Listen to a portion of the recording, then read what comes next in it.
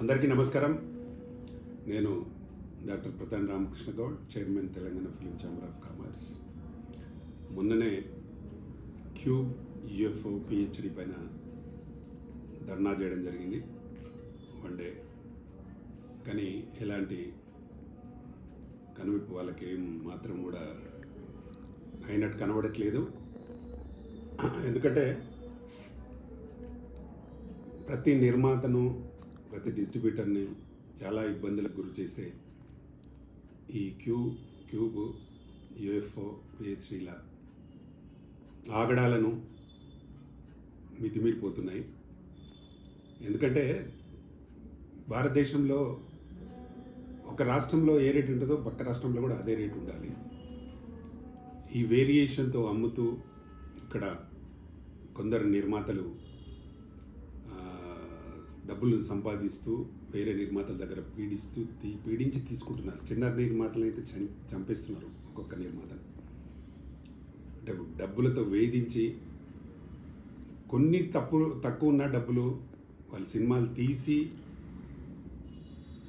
ఈ digital charges కొంచెం తక్కువన్నా కూడా మొత్తం రిలీజ్ ఆపేస్తున్నారు. వాళ్ళకి ఇంత చిన్నపాటి కనికరణం కూడా లేకుండా క్యూబ్ కానీ యూఎఫ్ఓ వాళ్ళు చాలా దారుణంగా వ్యవహరిస్తున్నారు. ఇది మంచి పద్ధతి కాదు. మీరు ఇక్కడ ఎంటర్ అయిన రోజు మా డబ్బులు తీరిపోతే మేము అందరికి ఫ్రీగా ఇస్తామని ఒక వాగ్దానం చేశారు. ఫ్రీ కాదు కదా, డబ్బులు కూడా తగ్గియడం లేదు.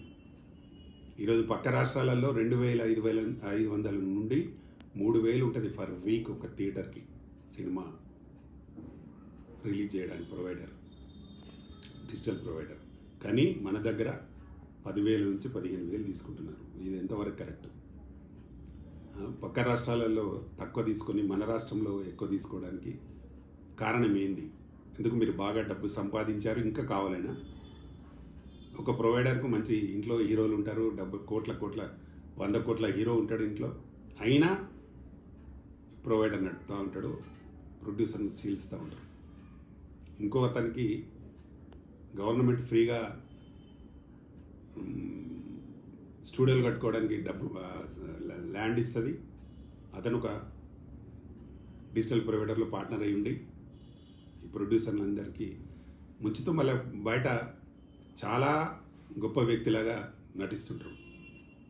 ఇది చాలా చాలా దారుణం. ఇండస్ట్రీలో ప్రభుత్వాలు కూడా దీన్ని పట్టించుకోవాలి. చాలా నిర్మాతలు, మొన్ననే చూసినాం, ఒక డైరెక్టర్ చెప్పుతో కొట్టుకొని అదైనాడు. ఒక డైరెక్టర్ అయితే సినిమా రిలీజ్కు ముందు చనిపోయాడు. అంటే